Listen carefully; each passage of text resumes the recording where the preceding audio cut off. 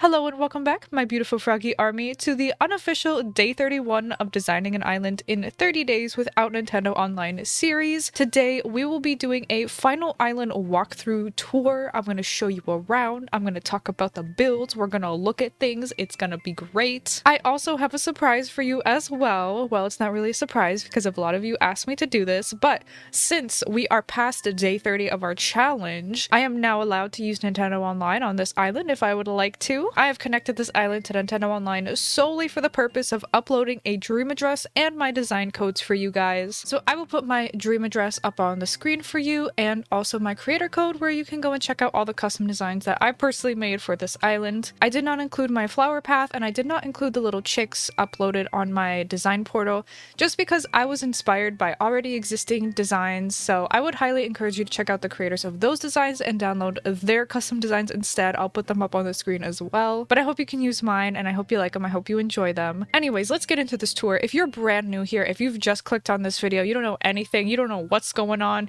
it's okay, me too, bestie. I had a challenge to design an island in only 30 days and I was not allowed to use Nintendo Online features. I had a couple goals that I wanted for this island, so if you want to see all of the rules, all of the goals, and if you want to watch the whole series, I have a playlist for you. You can check it out. Feel free to watch it. But anyways, with all that out of the way, let's go ahead and get into the tour. I'm going to start off with my map. Here we have our Lack map. This island is named Lack because I lacked Nintendo Online throughout this whole challenge. Get it? Get it?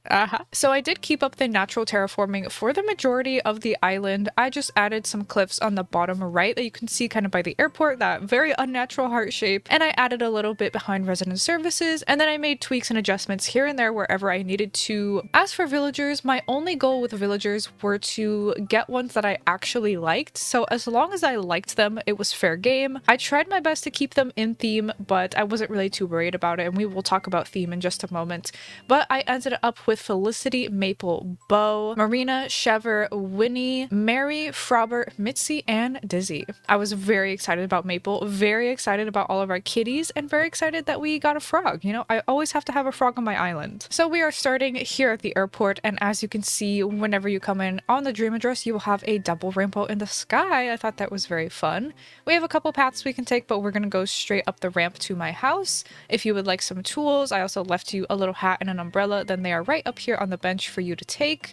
And we just did some simple decorating with my house. It's nothing too special. But as I walk around here, and ignore Shever with the stop bubble, my theme for this island was springcore. And I know that the wheat fields and the little hot tub don't look very springcore with the pine tree, but it's fine. Also, there is a little lookout area up at the top here. If you want to go up there, climb up there. It's a very nice lookout of the resident service area, plaza area. But I chose springcore because I thought it would be a very quick and easy theme to do. I thought, hey, if I don't know what to do, I will just fill up an area like with flowers and stuff, which is what I did here on top of this cliff area. This is the Heart Cliff area. It's full of tulips. We have like kind of a mini tulip field with a little windmill, so I very much like this area. It makes a very nice view on the bottom, which we will get to. So if you actually go around and through the wheat fields, you can climb down some vines that are on the side here if you would like to. And now we are in the Heart area. We have a picnic. We have so many pink flowers everywhere. I wanted to make like a pink heart and I decided to put a picnic in the middle. So you can take some pictures here. I think it's a very nice, beautiful view. And this was one of the things that I had to consistently keep up with because I was trying to get those pink flowers, breeding those hybrid flowers without using Nintendo Online, which means I had to do all of it myself. I couldn't just go grab flowers from somewhere. So I had to make all of these pink flowers on my own. I couldn't have any help and we managed to do it. I think it came out really great. Once I got some hybrids going, I was able to just let them spread and clone everywhere, so it worked out. So as we leave the heart area, we have some stuff down here to look at. Right to the left is Marina's house. She has a little flower shop and just some simple decorations.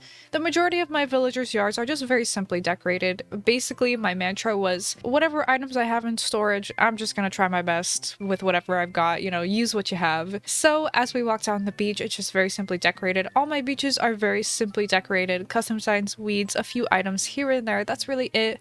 I didn't want to have them feel too cluttered or too overbearing or anything.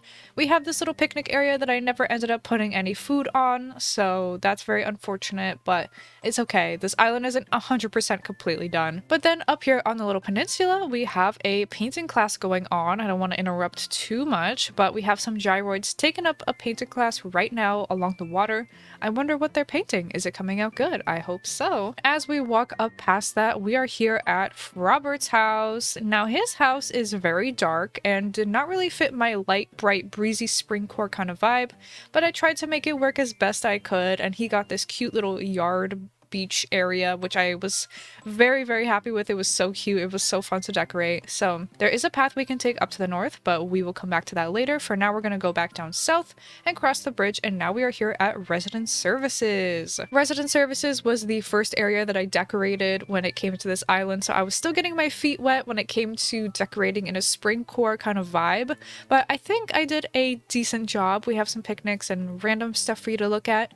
As you cross the bridge, we are here at the Nook's Cranny area, and we also have kind of like a pathway that leads back down, and this is at Chever's house and by my little house with the incline. You know, we're back here at the beginning, so that leads back to that.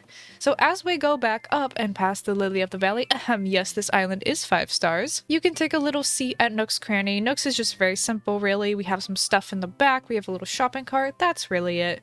So as we go on past, there is a path that you can take going up there by that bridge, but we will come back to that later. And for now, we're gonna go south. We are going to go to the ice cream shop. I believe, if I'm correct, this is my first build that I did, and it came out very cute. I did make an addition to it later when I found that little ice cream like serving chest thingy. I don't know what it's called, but what inspired me for this build was the little ice cream lamp that I found. I was like, oh yes, we have that, we have a stall, we have a cash register, we're good to go, we're golden. Below the ice cream shop, there's just a little patch of beach down here, and it's just very simply decorated. Once again, nothing too eye-catching over here. And now we're gonna go back up through the trees, through this path, and we're gonna go to the left. Now we have this path to follow, and it leads us right to the museum. I was scared that I was gonna struggle very, very much with the museum. I didn't really know what to put, but thankfully I thought to use the statues. I eventually got that little like case that's there, and I put the little fossil inside of it. I used this little like soft shell turtle model from CJ. We may do, we may do. So as we cross this bridge going to the left, we are now in the neighborhood area. There is a north and a south, so we are going to go south, and that leads us right to Beau's house. His house is very simple. He's a lazy, he didn't need that much, so he has some little picnic areas. He has got a table in front of his house and a picnic area on the beach, and we can cross over that beach, which this is my favorite section of beach, I think. And that leads us right to Mitzi's house. Mitzi has a pretty big yard. She's got some farms on the right. She's got a cute little yard on the left. You know, she's got her little coffee. Again, this house was yellow and blue, which kind of fits in the springy theme, but not that much. So I tried to make it work as best I could. But as we go back, we're gonna go to the left beach, and we're gonna travel up this beach. Again, simple decorations. You know, I did most of this in a day. So that leads us to Winnie's house, which is also, again, I'm gonna say simply decorated for the majority of them because that's just what they are. But her house is nice and homey. And then we have this path, or this incline, that we can take upwards. And we have 3 more houses up here on the north side of the neighborhood.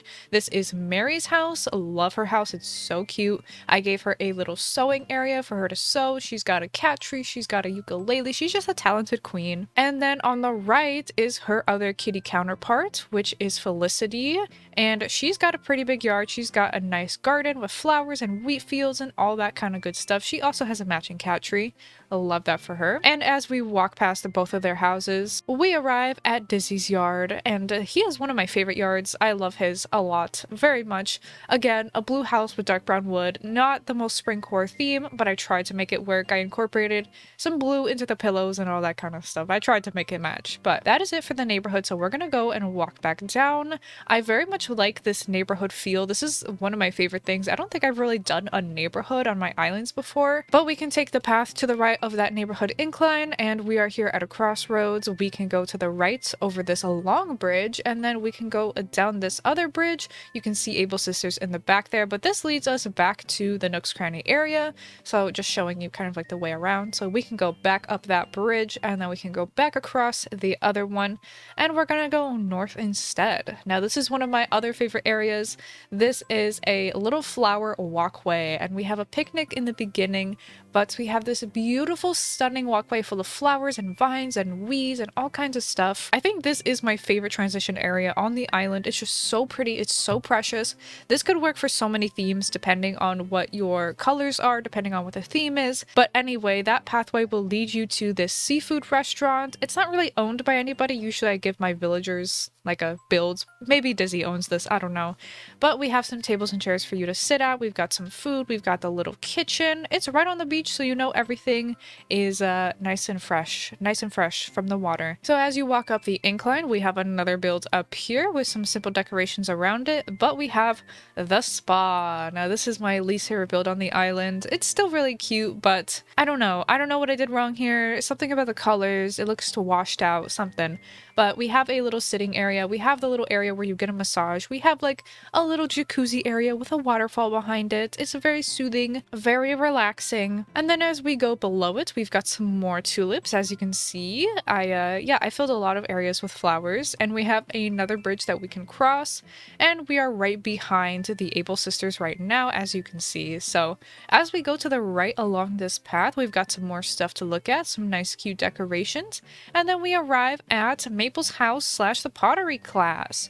Now Maple is the pottery teacher on Alack, and she's got a cute little simply decorated yard, but she's also teaching this pottery class where everyone is making some beautiful creations. This is also one of my favorite builds. I just think it's so fun and cute, and it was really easy to do. Most of these things are crafted items, so that's definitely like an easy, simple build to do, and it doesn't take that much. So to the right of it, there's not much to see. There's just some simple decorations up on this cliff, and we're gonna go back down, and we can actually go down these vines that are right here. We're actually gonna go to the left first because this is where Able Sisters is. Nothing much with Able's. I just use whatever sewing related items I managed to find and some stacks of clothes and all that good stuff.